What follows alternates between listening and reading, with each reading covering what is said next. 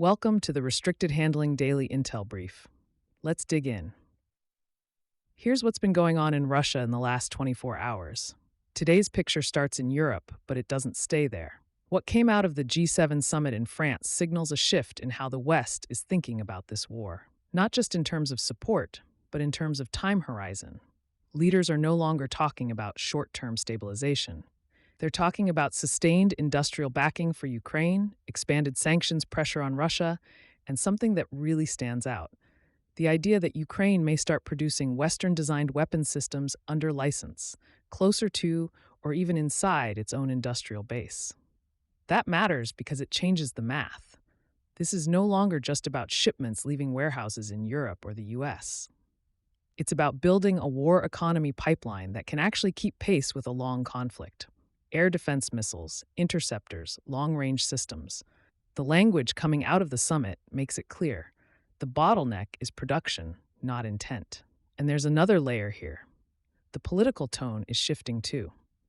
The U.S. position, particularly under President Trump at the summit, is noticeably more aligned with the idea that Russia is the primary driver of escalation. That doesn't lock anything in permanently, but it does change the temperature of the room. European leaders are describing it as a meaningful adjustment in approach, especially after earlier uncertainty about U.S. posture on the war.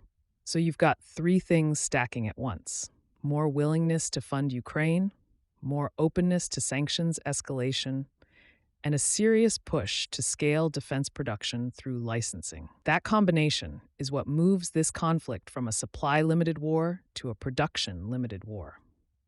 Now zoom out for a second, because this connects directly to what's happening inside Russia itself. Ukraine has escalated its long-range strike campaign in a way that is now visibly affecting Russian internal stability. The most striking example came with the large drone attack on Moscow, where Ukrainian systems penetrated air defenses and struck a major oil refinery in the capital region. The operational detail matters less than the strategic effect here. Moscow air traffic was disrupted. Airports shut down, industrial sites caught fire. And for a few hours, the capital of Russia looked less like a secure rear area and more like a contested zone. Russian authorities claimed hundreds of drones were intercepted across multiple waves. But even with interception rates that high, enough got through to cause disruption. That's the key shift. Ukraine is no longer just probing Russian territory.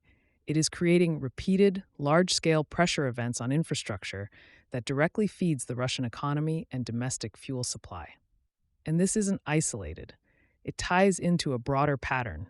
Sustained strikes on Russian refineries and energy infrastructure are starting to hit output and logistics at scale. Russia is compensating by prioritizing crude exports over domestic refining, which sounds like a technical adjustment, but has real consequences on the ground. Fuel shortages are showing up across Russian regions and even in occupied territories. Gas stations are restricting sales. Domestic supply chains are tightening. Think about what that means in a wartime system. Fuel is mobility. Fuel is logistics. Fuel is industrial output. When you start rationing it, even informally, you're not just dealing with economic inconvenience. You're dealing with constraints on military and civilian movement at the same time. On the battlefield itself, things are less about dramatic breakthroughs and more about pressure and positioning. Neither side is achieving major territorial gains, but there's a steady rhythm of infiltration attempts, drone strikes, and localized engagements across multiple fronts. Russian forces are probing in areas like Sumy and Kharkiv. Ukrainian forces are responding with targeted strikes on command nodes, drone control points, and logistics hubs. What stands out more than anything is the information layer. Russian messaging is increasingly aggressive in claiming localized advances, sometimes down to building counts and street-level assertions. Some of the visual material being circulated is being flagged as synthetic or AI altered. Whether or not every clip is verified doesn't even fully matter for the strategic picture. The goal is to project momentum, even where the front line is largely static.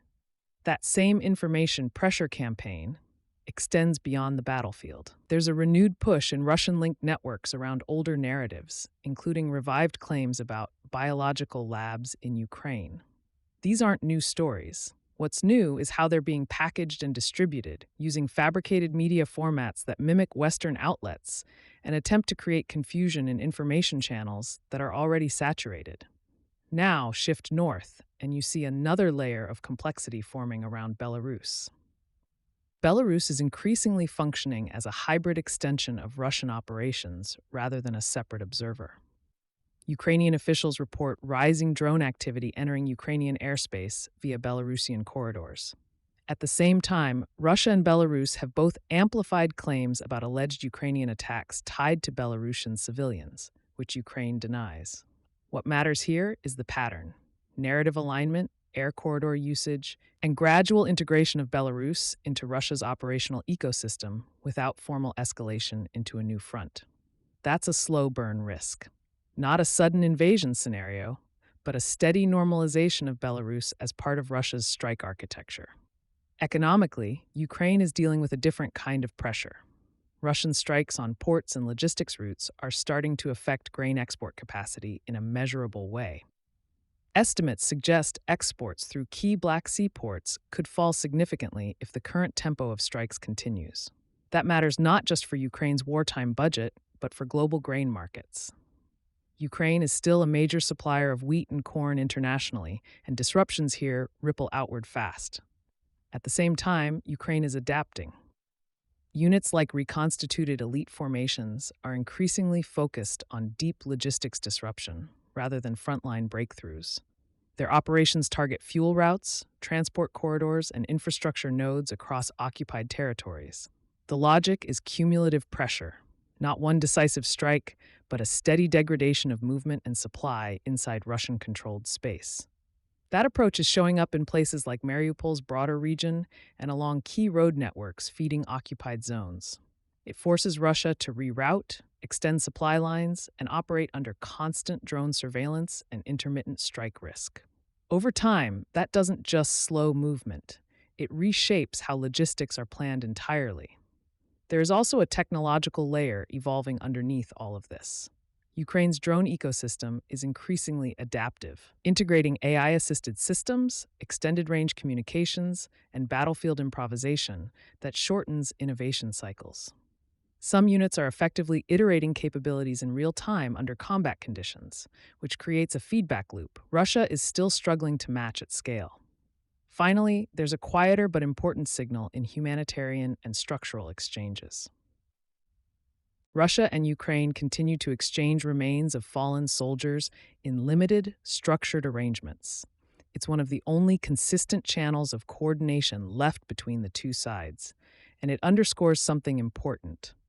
Even in a high-intensity conflict, certain mechanisms of deconfliction still exist, but they are narrow, transactional, and fragile.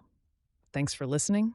If this was useful, a quick review or comment helps others find the show. For deeper coverage, check out our daily intel brief on Substack at restrictedhandling.substack.com. Have a great day. This episode is brought to you by Progressive Insurance. Do you ever find yourself playing the budgeting game? Well, with the Name Your Price tool from Progressive, you can find options that fit your budget and potentially lower your bills. Try it at Progressive.com. Progressive Casualty Insurance Company and Affiliates. Price and coverage match limited by state law. Not available in all states.